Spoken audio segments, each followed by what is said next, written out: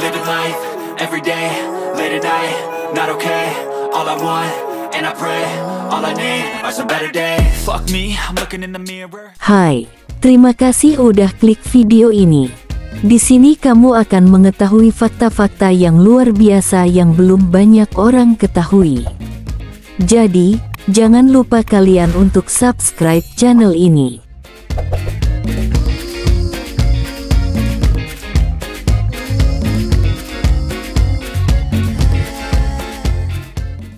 Jepang mungkin terkenal sebagai salah satu budaya dengan kehidupan seksualitas yang paling longgar dan bebas, bahkan dari era masa lampau, menurut runawaiguide.com, dibandingkan dengan negara-negara di barat yang saat itu kental dengan nilai Kristiani. Jepang jauh lebih inovatif dan terbuka terhadap berbagai jenis fantasi seksual sejak zaman dahulu kala.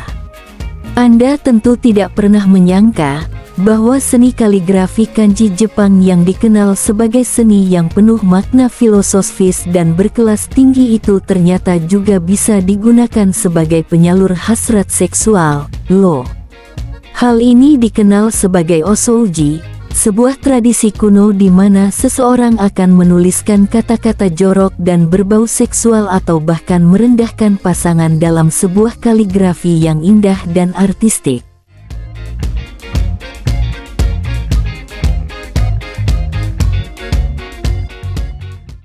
Nyotaimori, sebuah acara memakan sajian biasanya berupa sushi atau sashimi yang disajikan di atas tubuh telanjang wanita sebagai nampannya.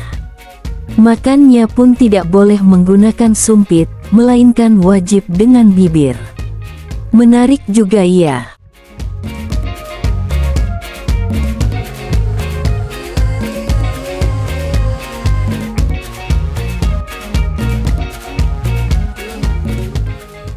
Tradisi unagi atau belut. Para pecinta sushi pasti akan langsung membayangkan kudapan sushi dengan belut yang lezat, namun unagi di sini bermakna beda. Jangan kaget ya, karena sejak zaman yang mungkin setara dengan era Yunani kuno, para wanita Jepang biasa memasukkan belut hidup ke dalam organ kewanitaan mereka. Para wanita kuno ini membiarkan si belut bergerak-gerak di dalam kewanitaan mereka hingga mereka mencapai orgasme. Selain itu, belut juga ditasbihkan sebagai afrodisiak alami masyarakat Jepang. Ironisnya, pada tradisi ini belut bisa membawa salmonella dan berbagai parasit lainnya yang malah berbahaya bagi kesehatan organ intim.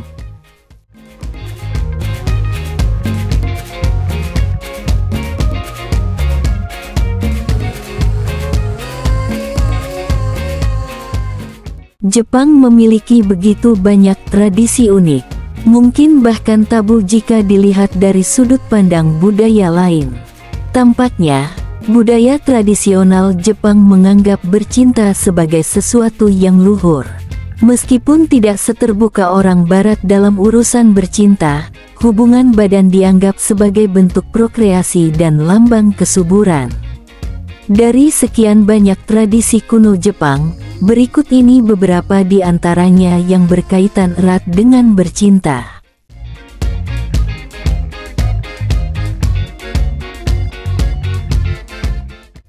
Honen Matsuri. Sejatinya, Honen Matsuri adalah festival panen yang dirayakan oleh warga Komaki, Aichi setiap tanggal 15 Maret. Panen yang dirayakan tak harus berupa hasil pertanian. Uang berlimpah, ternak, dan hadirnya keturunan pun dianggap sebagai panen yang perlu disyukuri. Menariknya, festival ini melibatkan ritual mengarak mikoshi, kuil kecil, dengan patung kejantanan pria yang disebut Owa Segata. Alat kelamin pria dianggap sebagai simbol kesuburan, berkah yang bakal menjamin melimpahnya panen.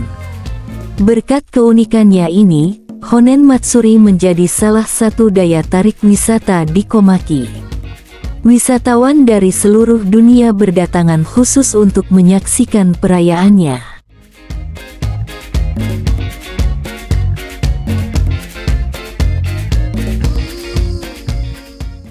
Kuil payudara. Jepang punya beberapa kuil yang menyembah payudara wanita. Dua di antaranya adalah Ryuonji atau lebih dikenal dengan nama Mama Kanon Daichi dan Jison-in di Kudoyama, Wakayama. Di halaman kedua kuil ini terdapat banyak sekali patung, boneka, atau jimat berbentuk payudara wanita. Payudara dikaitkan dengan Kanon, Dewi Welas Asih dalam mitologi Jepang.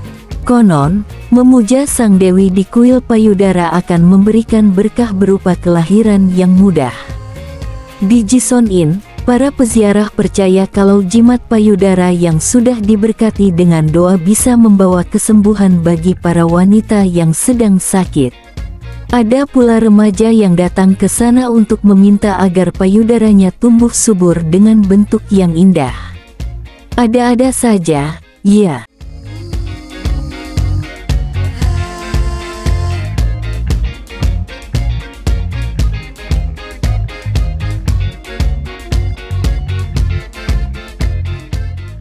Kanamara Matsuri. Kalau Komaki punya Honen Matsuri, Kawasaki punya Kanamara Matsuri. Secara harfiah, Kanamara Matsuri berarti Dewa Penis Besi Besar. Festival ini dilangsungkan pada minggu pertama bulan April dan masih bertahan sejak abad 17. Dalam festival ini, alat kelamin pria merupakan simbol perlawanan terhadap kekuatan jahat. Konon, dulu ada iblis yang bersembunyi di dalam vagina seorang gadis dan kemudian mengebiri kemaluan dua pria sekaligus. Lantas para gadis meminta bantuan pandai besi untuk membuatkan alat kelamin besi untuk mengusir setan.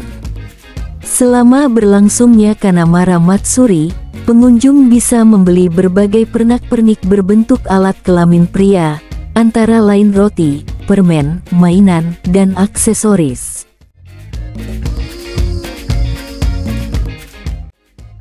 Onda Matsuri. Dilansir Rocket News 24, Onda Matsuri atau secara harfiah diartikan sebagai Festival Sawah. Festival diadakan pada minggu pertama bulan Februari. Ini adalah salah satu festival kesuburan tertua di Jepang.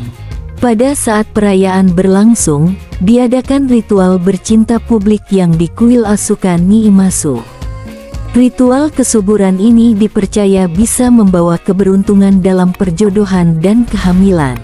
Di kuil, kita bisa menemukan sepasang patung batu berbentuk alat kelamin pria dan wanita.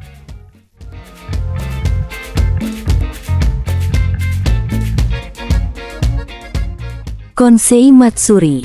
Konsei Matsuri adalah festival menunggang ukiran patung kelamin pria di Jepang.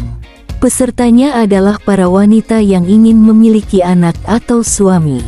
Dirayakan setiap tahun pada tanggal 29 April di Osawa Hot Spring, Konsei Matsuri dipercaya dapat mendatangkan kehamilan bagi para peserta wanita, serta membuat mereka jadi enteng jodoh. Para peserta wanita akan melakukan ritual pencucian patung kayu berbentuk kelamin pria dengan berat sekitar 150 kg dan panjang 1,4 meter.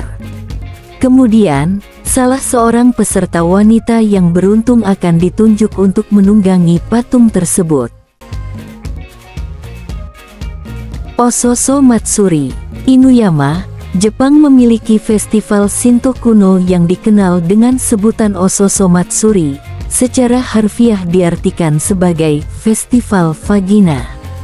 Perayaan tersebut tidak hanya dimaksudkan untuk kesehatan wanita, tetapi juga untuk mensyukuri atas jumlah panen yang melimpah dan segala macam kemakmuran dan kesuburan.